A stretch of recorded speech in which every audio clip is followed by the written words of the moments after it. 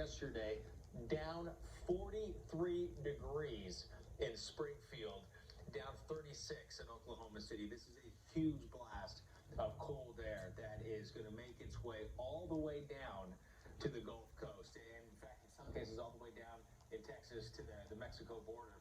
And currently, some of the winds, sustained winds at 25 in Dallas, gusting to almost 40. It's at 38 right now.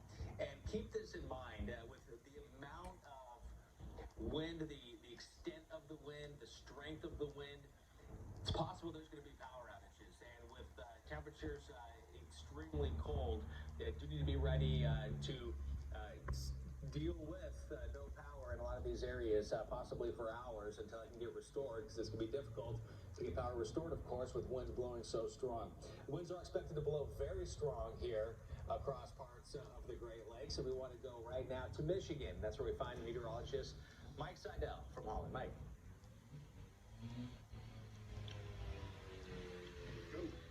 Oh, hey, Chris. I want to talk to you here about what's going on in Holland, Michigan. We've got snow, and this is a very wet, packable snow right now. The temperature's at 32 degrees.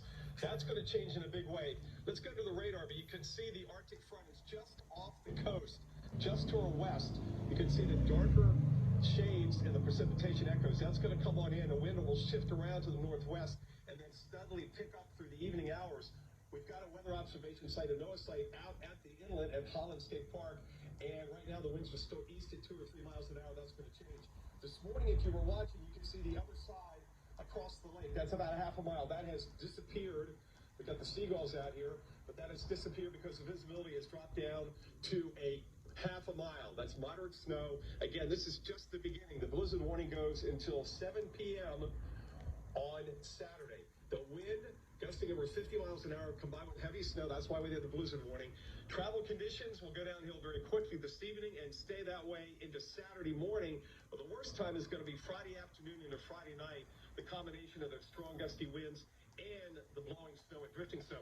The one thing in our favor as far as temperatures go is the lake temperatures are in the upper 30s and low 40s. So we're not going to get down to zero.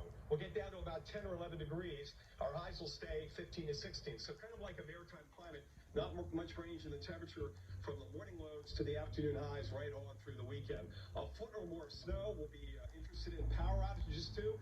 Luckily, the leaves are off the trees, and this is going to be a dry, powdery snow. So that helps out. But if you get gusts 50, even 60 miles an hour, that could blow down some branches and knock out some power. So we're all geared up. The city of Holland has got their crews out. They're professionals here. And remember, one of the streets, their A Street in Holland, is heated underneath. So the sidewalks and the street, they can handle 1 inch an hour at 20 degrees. And if it gets colder than that or snows harder, then it just takes a while to melt it off. So that one street, they're going to be expanding that in the next couple of years.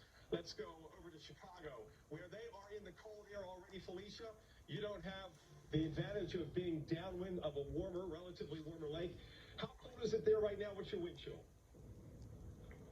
Temperatures, actual temperature, Mike, has dropped to about 10 degrees. The last time I checked, our wind chill was at -4, but I want to bet it's colder than that, just based on how it feels, which is expected. So, yeah, we're not having any advantages here.